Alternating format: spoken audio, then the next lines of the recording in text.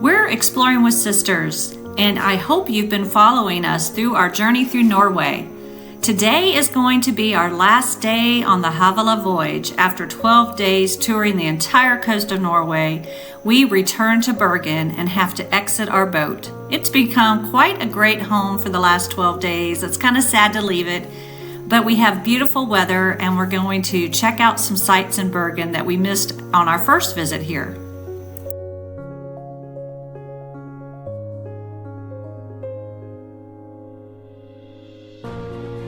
We had to vacate our room about 10 o'clock and we didn't arrive back in Bergen till around 2 o'clock.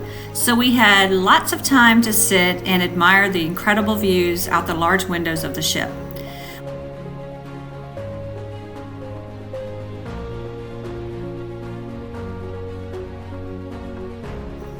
As we got close to Bergen, we decided to go out on one of the lower decks so we could get a view from the outside.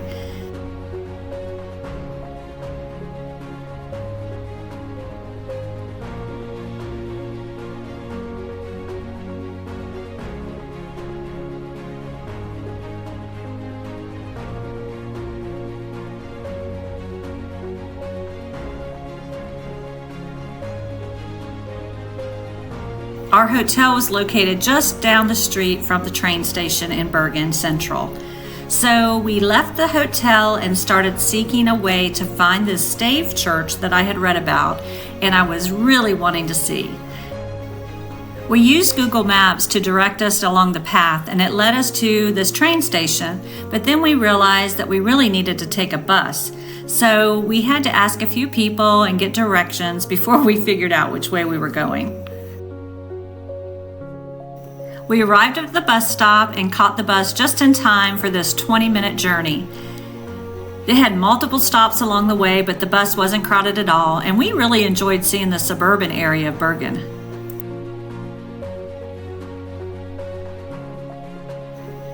After we exited the bus, we then had about a 15-minute walk. It was downhill along the road, and then Google led us up this gravel path. Thankfully, we ran into this nice couple walking their dog and verified that we were indeed on the right path to the Stave Church. We're hiking in Bergen. Didn't expect this. Gravel path in the middle of the city. I know. In the woods. Where are we going? You'll find out. Valerie, this is what Google Maps says to do.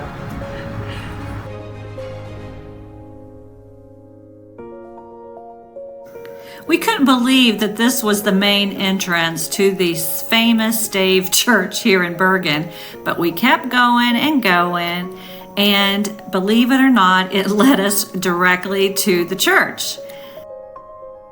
As we arrived at the top of the hill, we finally got our first glimpse of the Fantoft Stave Church. For a small fee, you can go and see the interior of the Stave Church. Of course, you can always see the exterior by walking around, but there are two ways to get here, and the fastest way is to take the light rail out of Bergen from the city center. It's about a 20-minute ride, and you get off at the stop that's titled Fantoft. It's a much better way of getting here than our bus trip. In front of the church is a very old stone cross that is original and was relocated here, and they think this was put in before the churches were actually constructed when Christianity first arrived in Norway. Now this church has a very interesting history. It was originally built in the year 1150 near Sognefjord. Then it was purchased by an individual after it was being threatened for demolition and was relocated part by part to his property here at this site. And that relocation was completed in 1879. And then in 1992, the church was destroyed by arson. It was then reconstructed again, and that took 6 years to complete. And since this time, they've had a protective security fence installed around this church. When this church was erected, there were a lot of strange beliefs. They thought that if you put dragon heads on the roof, it would protect the building from evil forces. And the rooster weather vane at the top represents Catholicism and also St. Peter.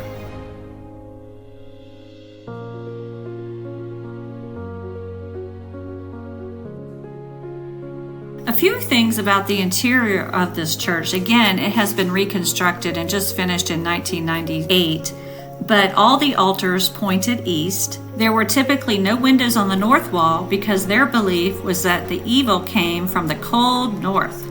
Women sat on the north side and men sat on the right.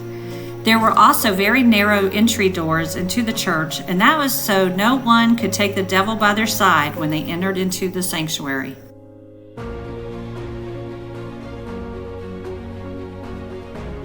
This church has intricate woodwork, ornate carvings. It really makes it a beautiful example of what a stave church is. This style of church also was very tall, as you can see in this interior.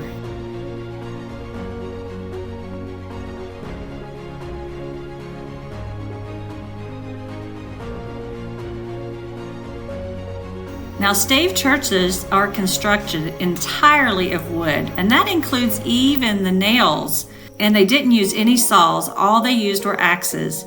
It's such an example of excellent timber engineering.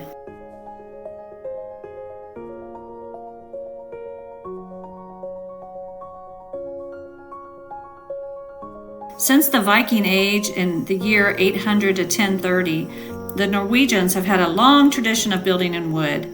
When you look up at the ceiling of the church, it's reminiscent of the inverted hull on their ships.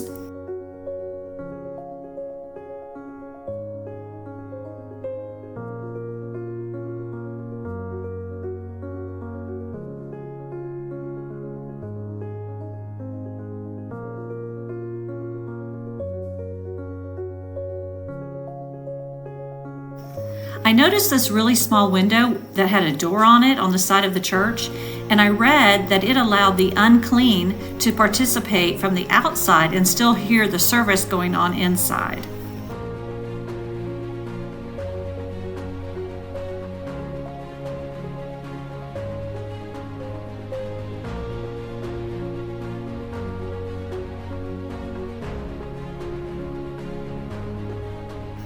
You may wonder what made the church the color black on the exterior, and that is due to the protective layer of black tar. This gives the distinctive dark color, and it ensures that the wooden construction can last over the centuries. The setting and the beautiful craftsmanship really paired well together, and I was so thrilled that we were able to tour this church. Again, if you're in the area of Bergen, it is worth a side trip to see this stave church. There aren't that many left in Norway. I think there's about 28 of them remaining from the Middle Ages. Just to think that every single thing on this church was hand carved out of wood, it truly is remarkable.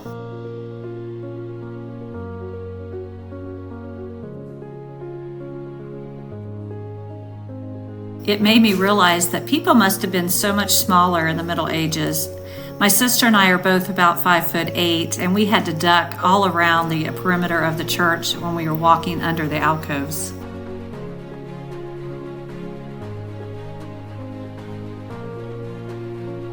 When it was time to leave, we took the path to the right of the church. The path was paved and it had a handrail and it led to a parking area. And this is when we realized that we should have taken the light rail instead of the bus and the hike through the woods. Either way, we captured it all. I hope you enjoyed learning about the Fantoft Stave Church and that when you're in Bergen, you make it a point to go visit. Please remember to subscribe to our channel, Exploring with Sisters. We enjoy putting these videos together and sharing our information with you on Norway and all of our other adventures.